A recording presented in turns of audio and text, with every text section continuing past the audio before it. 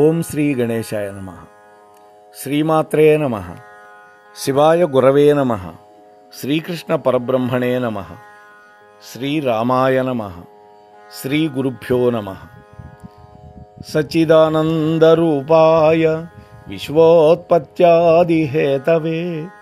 తాపత్రయ వినాశాయ శ్రీకృష్ణాయ వయం నమః. మోహనవాణి ఛానల్ ద్వారా నృగమహారాజు కథని అత్యంత భక్తి శ్రద్ధలతోటి శ్రవణం చేస్తూ ఉన్నటువంటి భక్తామ తల్లులకు తండ్రులకు ముందుగా నా యొక్క సాధువాదాలు. నిన్నటి రోజున మనం నృగమహారాజు కథని ప్రారంభం చేశాం. ఈ కథ శ్రీమద్భాగవతం దశమ స్కంధంలో ఉన్నది.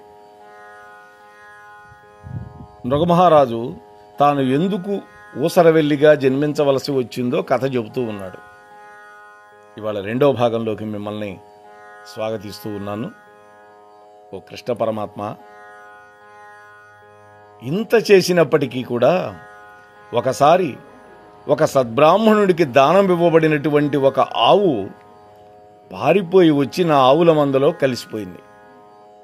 ఈ విషయాన్ని తెలియక నేను దాన్ని మళ్ళా మరొక బ్రాహ్మణుడికి దానం ఇచ్చాను.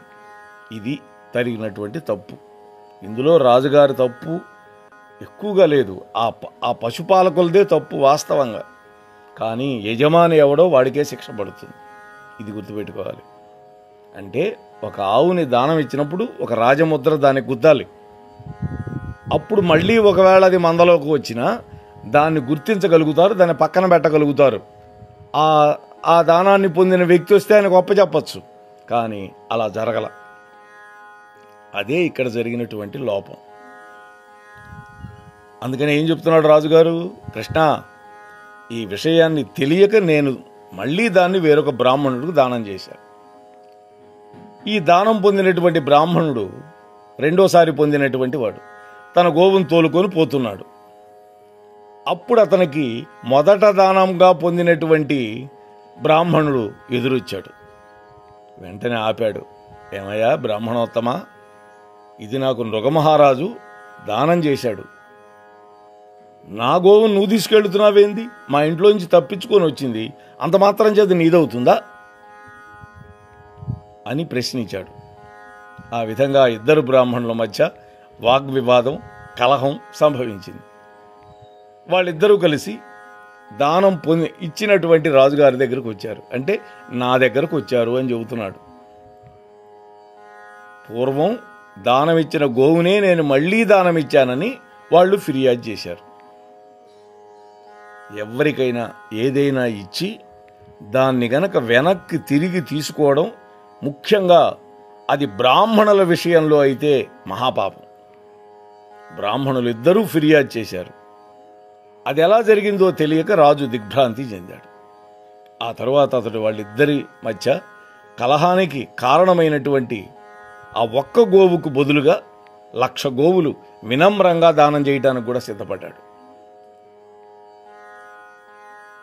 ఓ మహాత్ములారా, ఓ బ్రాహ్మణోత్తములారా, మీకు నేను సేవకుణ్ణి. తెలియక ఏదో పొరపాటు జరిగిందని పరిపరి విధాలుగా ప్రాధేయపడ్డాడు రాజుగారు. చెప్తున్నాడు ఈ కథ అంతా నృగమహారాజు. ఆ విధంగా రాజుగారు తాను చేసినటువంటి తప్పుని సరిదిద్దుకోవటానికి తన మీద దయ చూపించమని, ఒక్క గోవుకు బదులుగా తానిచ్చే 1,00,000 గోవులు స్వీకరించమని అడిగాడు. ముందు మొదటి వాడిని అడిగాడు, ఆయన ఒప్పుకోలే. రెండో వాడిని అడిగాడు, ఇది అతనికి ఇచ్చేయండి, మీకు నేను 1,00,000 గోవులు ఇస్తాను. ఇద్దరూ ఒప్పుకోలే. జరిగినటువంటి పొరపాటు వల్ల నృగమహారాజు అడుగుతున్నాడు, ఓ బ్రాహ్మణోత్తములారా, ఈ జరిగిన పొరపాటు వల్ల నేను నరకంలో పడకుండా చూడండి అని మనఃపూర్వకంగా ప్రార్థించాడు. వాళ్ళ కాళ్ళు పట్టుకొని ప్రార్థించాడు. బ్రాహ్మణుడి యొక్క సొమ్ము బ్రహ్మస్వ అని పిలువబడుతుంది. మను సిద్ధాంతాన్ని అనుసరించి దాన్ని ప్రభుత్వమైనా కూడా స్వాధీనపరుచుకోవటానికి అవకాశం లేదు. బ్రాహ్మణుడి యొక్క సొత్తు అయినా సరే బ్రాహ్మణులు ఇద్దరు కూడా ఆ ఆవే మాకు కావాలి, ఎట్టి పరిస్థితుల్లో ఇంకొకరికి చెందదు అని పట్టుబట్టారు. వాళ్ళలో ఎవ్వరు కూడా ఆ గోవుకు బదులుగా 1,00,000 గోవులు తీసుకోవడానికి అంగీకరించాలి. ఆ విధంగా నృగమహారాజు ప్రతిపాదనకి అంగీకరించక ఆ బ్రాహ్మణులిద్దరూ న్యాయబద్ధమైనటువంటి సొమ్ము అపహరింపబడింది అని అనుకుంటూ కోపంతో అక్కడి నుంచి ఇద్దరు వెళ్ళిపోయారు. ఈ సంఘటన జరిగిన కొంతకాలానికి నృగమహారాజుకి అవసాన దశ వచ్చింది. మరణించాడు. నేరుగా యమధర్మరాజు దగ్గరికి తీసుకోబోబడ్డాడు. అప్పుడు యముడు, మొట్టమొదట నువ్వు పుణ్యఫలాన్ని అనుభవిస్తావా లేకపోతే పాప ఫలాన్ని అనుభవిస్తావా తేల్చుకోమని అడిగాడు. రాజు అన్నాడు,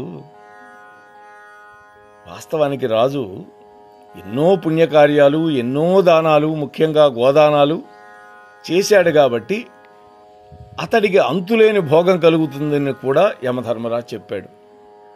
నీకు అంతులేని భోగాలు ఉన్నాయి, ఎదురు చూస్తున్నాయి దేవలోకంలో. అంటే అతడు పొందబోయే భోగాలకి అంతు పంతు ఉండదు.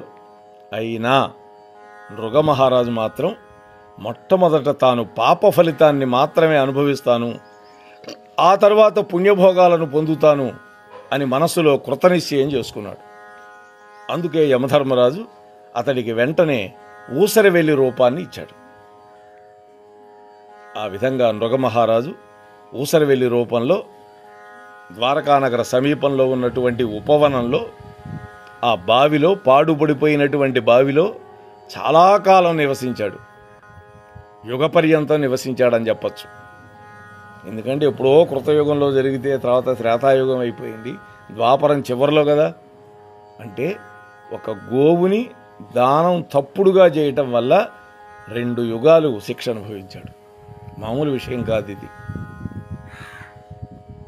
ఈ విషయాన్ని చెబుతూ, ఓ దేవా, అంతటి హేయమైనటువంటి స్థితిలో ఉంచబడినటువంటి నేను నిన్నే స్మరించుకుంటూ ఉన్నాను, నా స్మృతి మాత్రం చెడలేదు అన్నాడు.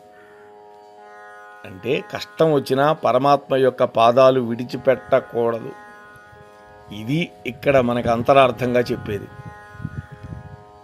సకామ కర్మలు చేసుకుంటూ ఏవో కొద్దిగా భౌతికమైన లాభాలను పొందే వ్యక్తులు బుద్ధి విహీనులు అని నృగమహారాజు యొక్క మాటలను బట్టి మనం అర్థం చేసుకోవాలి. మృత్యుదేవత అయినటువంటి యమధర్మరాజు ఇచ్చినటువంటి అవకాశాన్ని బట్టి నృగమహారాజు పుణ్యఫల భోగాన్ని ఎంచుకోవచ్చు.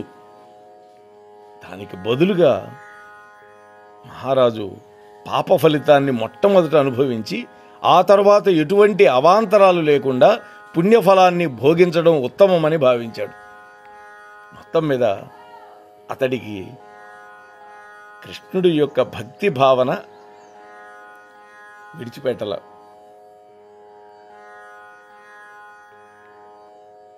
అందుకనే కృష్ణ భక్తుడు కృష్ణ ప్రేమనే పెంచుకుంటాడు. అంతేగాని పాప పుణ్యాల కర్మాల పట్ల ప్రేమను మాత్రం పెంచుకోడు. బ్రహ్మ సంహితలో చెప్పినట్టుగా విశుద్ధమైనటువంటి భక్తుడు ఇలాంటి కోవకి చెందినవాడు. అటువంటి వాడు కర్మఫలానికి గురికాడు. తాను చేసినటువంటి పుణ్యఫలంగా నృగమహారాజు ఏదో విధంగా భగవంతుడి యొక్క దర్శనం చేసుకోవాలి అనేటువంటి కోరిక మనస్సులో కలిగింది. ఇది గొప్ప విశేషం. దాన్నే చెబుతూ ఉన్నాడు, ప్రభు, ఏదో ఒక రోజుకు నిన్ను స్వయంగా చూడాలి అనేటువంటి తీవ్రమైనటువంటి కోరిక నా మనసులో ఉన్నది. నిన్ను చూడాలనే తీవ్రమైన కోరిక, పుణ్యకార్యాలు దానాలు చెయ్యాలనే నా స్వభావం, ఈ రెండూ కలిసి పూర్వజన్మలో నేను ఎవరిని అనేటువంటి జ్ఞానం నాకుంది. పూర్వజన్మ స్మృతి ఉన్నది.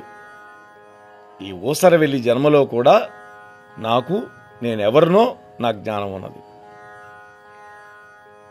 అంటే పూర్వజన్మ స్మృతి కలిగినటువంటి వ్యక్తిని జాతిస్మరుడు అని పిలుస్తారు శాస్త్రంలో. ఇవాళ కూడా కొంతమంది పిల్లలు తమ పూర్వజన్మ సంగతులు చెప్తూ ఉన్నటువంటి సంఘటనలు చాలా విన్నాం మనం. ఓ దేవా, ఓ శ్రీకృష్ణ, నీవు అందరి హృదయాలలో నిలిచి ఉన్నటువంటి పరమాత్ముడివి. ఈశ్వర సర్వభూతానాం హృద్దేశే అర్జున తిష్టతి అని చెప్పాడు కదా భగవద్గీతలో. వేదం, ఉపనిషత్తులు అనేటువంటి కళ్ళ ద్వారా నిన్ను దర్శించేటటువంటి యోగులు ఎందరో ఉన్నారు. గుణరీత్యా తమందరూ నీతో సమానము అనేటువంటి అనుభూతిని పొందడానికి వాళ్ళందరూ కూడా సర్వదా తమ హృదయం అనేటువంటి కుహరాలలో నిన్ను ధ్యానిస్తూ ఉంటారు. అయినా వాళ్ళు నిన్ను ముఖాముఖి చూడలేరు స్వామి. అందుకే నిన్ను స్వయంగా దర్శింపగలిగినందులకు నేను ఆశ్చర్యపడుతున్నాను. ఆ చిన్న తప్పు చేయబట్టే కదా నీ స్పర్శ భాగ్యం, నీ దర్శన భాగ్యం నాకు కలిగింది అంటున్నాడు. ఒక మహారాజుగా నేను ఎన్నో కార్యాలు చేశానని నాకు తెలుసు. సుఖ సంపదలతో మునిగిన, సంసారంలో ఎన్నో సుఖదుఖాలకు లోనైన అదృష్ట భాగుణ్ణై నిన్ను స్వయంగా దర్శించగలిగాను. నీ స్పర్శకు నోచుకున్నాను. స్వామి, నాకు తెలిసినంత వరకు మనిషి సంసార విముక్తుడు అయినప్పుడే ఈ విధంగా నిన్ను దర్శించగలుగుతాడు అన్నాడు. అంటే గృహవ్రతుడుగా ఉంటే నిన్ను దర్శించలేడు. గృహస్థుగా ఉండి గృహస్థు చేయవలసినటువంటి పనులన్నీ చేస్తూ ఉన్నప్పుడు మాత్రమే నీ యొక్క దివ్యమైనటువంటి భవ్యమైనటువంటి దర్శన భాగ్యం కలిగే అవకాశం ఉంది అని ఇక్కడ చెబుతూ ఉన్నాడు నృగమహారాజు. అటువంటి నృగమహారాజు యొక్క దివ్య చరిత్రని ఇవాళ మనం చెప్పుకోగలుగుతున్నాము అంటే మనకి మన అదృష్టం ఉన్నది. ఏ జన్మలో చేసుకున్నామో ఆ అదృష్టం మనకి ఉండబట్టే మనం ఈ రోజున ఈ కథని మనం చెప్పుకోగలుగుతున్నాం. లేకపోతే మన వల్ల అవుతుందా? కానే కాదు కదా. ఇంకా ఈ కథని కొనసాగిస్తూ నృగమహారాజు అంటున్నాడు,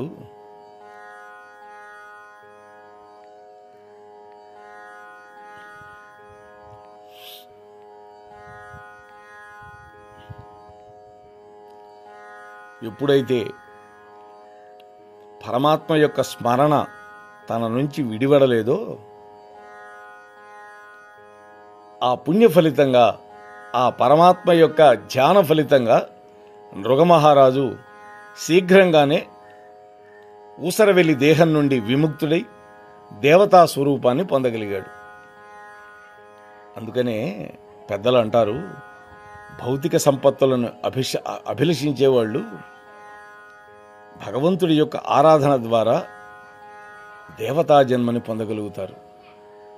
అంటే భౌతిక సంపదలను అభిలషించేవాళ్ళు భగవంతుడి ఆరాధన ద్వారా దేవతా జన్మను పొందగలుగుతారు. అంటే ముందు భౌతిక సంపదల మీద కోరిక ఉంటుంది, కానీ కొంతకాలానికి ఆ కోరికలన్నీ కూడా తీరిపోయి ఇక నాకు ఈ కోరికలు ఏవీ వద్దు, నిన్ను ఆరాధించటం వల్ల నేను దేవతా జన్మను కావాలి అని కోరుకుంటారు. ఒక్కొక్కప్పుడు ఆ దేవతలు కూడా భగవంతుణ్ణి ముఖాముఖి చూడగలుగుతారు వాళ్ళ పుణ్యం ఫలించినప్పుడు. కానీ ఆధ్యాత్మిక లోకమైనటువంటి వైకుంఠంలో మాత్రం వాళ్ళకి ప్రవేశించే అర్హత ఉండదు. ఎందుకని? వాళ్ళు ఎప్పుడు భోగాలే కోరుకున్నారు, దేవలోక సుఖాలు కోరుకున్నారు కదా. అందువల్ల అయినా కూడా ఆ దేవతలు భగవద్భక్తులుగా గనక కొనసాగితే ఆ తరువాత వైకుంఠాది లోకాల్లో వాళ్ళు వెళ్ళగలిగే అవకాశం వాళ్ళకి వస్తుంది. అంతే కదా. కాబట్టి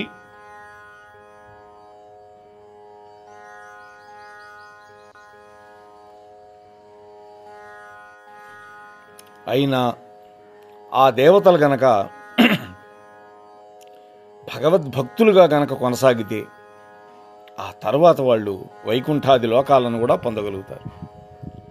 దేవతా స్వరూపాన్ని పొందినవాడే నృగమహారాజు సమస్తము కూడా తన యొక్క స్మృతిలో నిలుపుకొని ఇంకా మాట్లాడుతూ ఉన్నాడు. ప్రభు కృష్ణ, నీవు భగవంతుడివి, సకల దేవతల చేత పూజింపబడేవాడివి.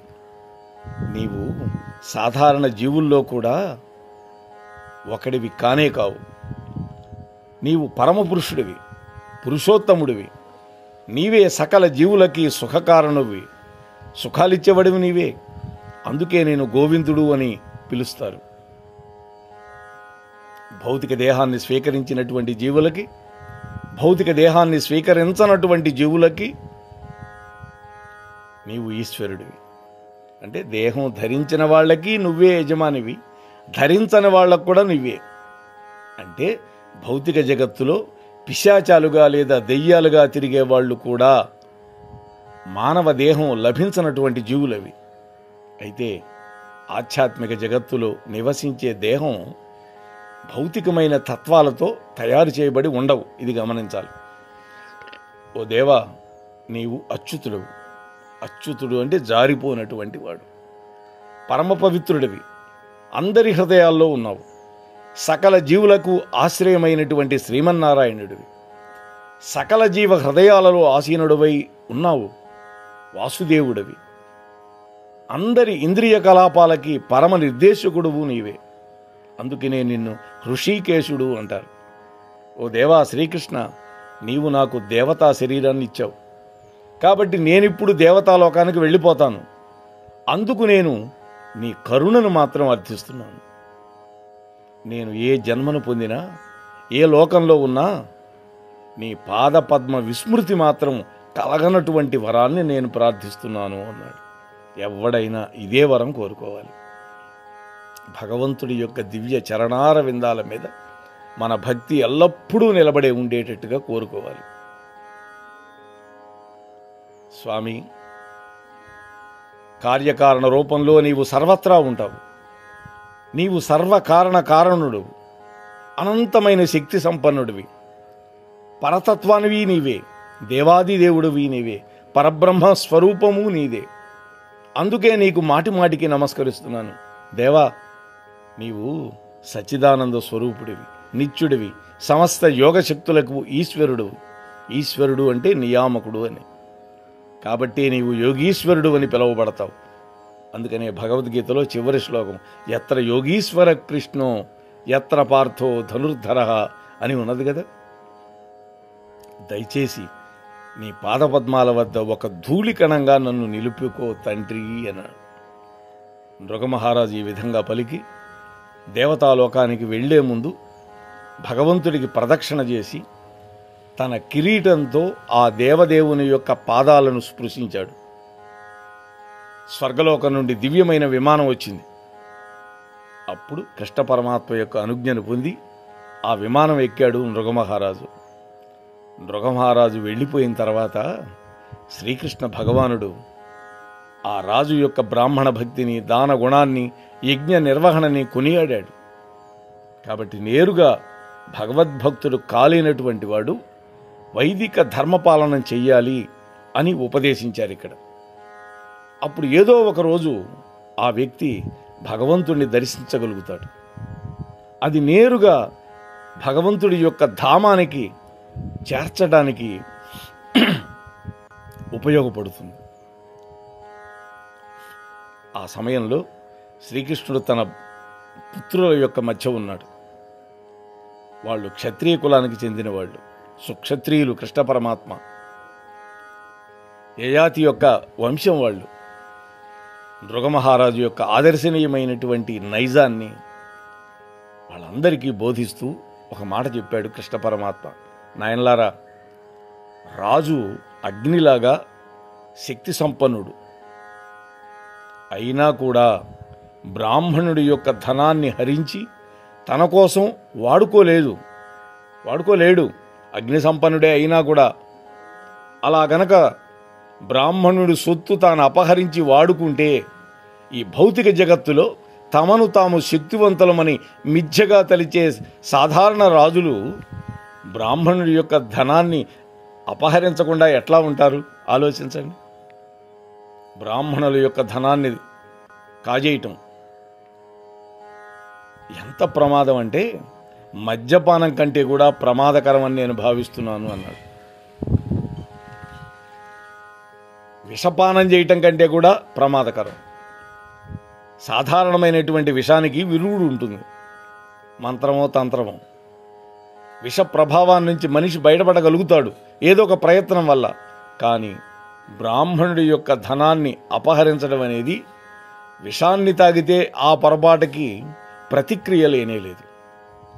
మృగమహారాజే దీనికి చక్కటి ఉపమానం. ఆ రాజు మహాశక్తివంతుడు, మహాపుణ్యశాలి, ధర్మాత్ముడు. కానీ తనకు తెలియకుండానే బ్రాహ్మణుడి యొక్క ధనాన్ని అపహరించడం అనేటువంటి చిన్న తప్పుకి ఒక ఊసరి వెల్లిగా దేహాన్ని పొంది 2 యుగాల పాటు బావిలో ఉన్నాడు. సాధారణ విషయం, కేవలం దాన్ని త్రాగిన వాడిని, సాధారణమైన విషం ఆ విషం తాగిన వాడిపైనే ప్రభావం చూపిస్తుంది, పక్క వాళ్ళకేముండదు. అలాగే సాధారణమైన అగ్ని కూడా నీళ్లు చల్లడం ద్వారా చల్లారిపోతుంది. కానీ అసంతుష్టుడైనటువంటి బ్రాహ్మణుణ్ణి అతడి యొక్క ఆధ్యాత్మిక బలం చేత రగిలింపబడినటువంటి అగ్ని ఆ బ్రాహ్మణుణ్ణి ప్రేరేపించినటువంటి వ్యక్తి యొక్క సమస్త వంశాన్ని నశింపజేస్తుంది. జాగ్రత్తగా ఉండాలి. పూర్వం బ్రాహ్మణులు యాగాగ్నిని అగ్గిపెట్టెల్లోనో లేకపోతే ఇతరమైన బాహ్యమైన అగ్నితోనో కాకుండా మంత్రాలతోటి అరణిని మధించి సృష్టించేవాళ్ళు. అరణి అంటే ఎండిపోయినటువంటి 2 కర్రలు, ఒక దాంట్లో గుంట చేస్తారు, ఒకటి దాంట్లో పెట్టి రాపాడిస్తారు, అప్పుడు అగ్ని పుడుతుంది. దాన్ని అరణి అంటారు, అరణి మంథనం. బ్రాహ్మణ సొమ్ముని తాకిన వాడి యొక్క 3 తరాల వంశాలు నశించిపోతాయి. ఇక బ్రాహ్మణ సొత్తును గనక దొంగతనం చేస్తే అటువంటి మానవుడు అటు ఇటు 10 తరాల వాళ్ళు, ఇంకో పక్క విశుద్ధ వైష్ణవుడు అయితే ముందు వెనక 10 తరాలు వెనక వాళ్ళు అనుభవిస్తారు. అంటే బ్రాహ్మణ సొత్తును గనక అపహరిస్తే అంత ప్రమాదం అని చెబుతున్నాడు కృష్ణ పరమాత్మ తన బిడ్డలకి. నాయనలారా, ధనము, యశస్సు, బలం, ఈ మూడింటితోటి గర్వితుడయ్యేటటువంటి మూర్ఖుడైనటువంటి రాజు బ్రాహ్మణుల యొక్క ధనాన్ని అపహరించాలి అనుకుంటే నరక మార్గాన్ని సుగమం చేసుకున్నవాడు అని తెలుసుకోవాలి. అని వాడికి నరకం ఖాయం. అటువంటి బుద్ధిహీనమైనటువంటి కార్యానికి ఎంత దుఃఖపడవలసి వస్తుందో వాడికి తెలియదు. పెద్ద కుటుంబంలో పుట్టాడు, పరమ ఉదారుడు. అటువంటి వాడు గనక బ్రాహ్మణుని యొక్క ధనాన్ని అపహరించాడా, అటువంటి మనిషి కుంభీపాక నరకంలో పడిపోతాడు. కేవలము వాడే కాదు, అతడి యొక్క కుటుంబ సభ్యులు కూడా అటువంటి ఘోరమైనటువంటి నరకం సంప్రాప్తిస్తుంది. పూర్వం తానే ఇచ్చినదైనా లేదా ఇతరులు ఇచ్చినదైనా బ్రాహ్మణుడి యొక్క సొత్తును గనక అపహరిస్తే అటువంటి మనిషి మలములో ఒక క్రిమిగా పుట్టి 60,000 సంవత్సరాలు జీవించవలసి వస్తుంది. కాబట్టి నాయనలారా, బిడ్డలారా, పొరపాటున కూడా బ్రాహ్మణుడి యొక్క ధనాన్ని తీసుకోవద్దు, ముట్టుకోవద్దు. వంశ పతనానికి కారణం కావద్దు. ఇది నా ఉపదేశం అన్నాడు. అటువంటి సంపదని బలవంతంగా తీసుకోవడం అటుంచి, దాన్ని పొందాలి అని మనస్సులో అనుకున్నా కూడా అటువంటి వాడి యొక్క ఆయుర్దాయం క్షీణించిపోతుంది. మనస్సులో అనుకుంటే కూడా అటువంటి వాడు శత్రువుల చేత పరాజితుడవుతాడు, రాజపదవిని కోల్పోతాడు. దేహాన్ని విడిచిన తరువాత సర్పజన్మను పొంది ఇతర జీవులకు కష్టాన్ని కలిగిస్తాడు. కాబట్టి బిడ్డలారా, ఒకవేళ బ్రాహ్మణుడు మీ పట్ల కోపించినా, మిమ్మల్ని తిట్టినా, మీకు శాపనార్థాలు పెట్టినా మీరు మాత్రం ప్రతీకారం చెయ్యొద్దు. పైగా మీరు అన్నింటినీ సహించి నవ్వుతూ ఆయనకు నమస్కరించండి. నేను కూడా రోజు 3 సార్లు బ్రాహ్మణులకు వందనం చేస్తాను. మీకు బాగా తెలుసు కదా ఈ విషయం. కాబట్టి నా ఉపదేశాన్ని మీరు కొలమానంగా తీసుకోండి. వీటిని అనుసరించనటువంటి వాడిని నేను క్షమించనన్నాడు. బిడ్డలైనా సరే నేను అటువంటి వాడిని తీవ్రంగా శిక్షిస్తా. ఎవడైనా బ్రాహ్మణుడి యొక్క సొత్తును తనకు తెలియకుండా అపహరించినా అత్యంత హేయమైనటువంటి స్థితిలోకి తోయబడతాడు అనేటువంటి ఉదాహరణ ఈ నృగమహారాజు యొక్క ఉపమానం ద్వారా మీరు కూడా తెలుసుకోండి. ఈ విధంగా సకల జీవులని పావనులుగా చేసేటటువంటి శ్రీకృష్ణ పరమాత్మ తన బంధువులు, తన బిడ్డలకి, ద్వారకావాసులకే కాకుండా ఈ వినేటటువంటి, చదివేటటువంటి సమస్త మానవాళికి కూడా ఉపదేశం చేసి ఆ తరువాత తన బిడ్డలతో కలిసి తన మందిరానికి వెళ్ళిపోయాడు. ఇటువంటి అద్భుతమైనటువంటి చరిత్ర నృగమహారాజు యొక్క కథ. దీన్ని 2 భాగాల్లో మనం పూర్తి చేసుకోగలిగాం శ్రీకృష్ణ పరమాత్మ యొక్క దివ్యానుగ్రహంతో. అంతవరకు స్వస్తి. మోహన్వాణి తెలుగు పోడ్కాస్ట్ వింటున్న శ్రోతలందరికీ హృదయపూర్వక ధన్యవాదాలు. వినండి, వినిపించండి, వింటూనే ఉండండి మోహన్వాణి తెలుగు పోడ్కాస్ట్. మీరు వింటున్నారు మోహన్వాణి. మా కార్యక్రమాలు మీకు నచ్చితే ఇప్పటివరకు మా ఛానల్కి సబ్స్క్రైబ్ చేసుకోకపోతే వెంటనే ఈ క్షణమే సబ్స్క్రైబ్ చేసుకుని ఆ పక్కనుండే బెల్ బటన్ని మ్రోగించి అందరికీ షేర్ చేసి మీ విలువైన కామెంట్ను కూడా చేసి మమ్మల్ని ప్రోత్సహిస్తారని కోరుతున్నాను.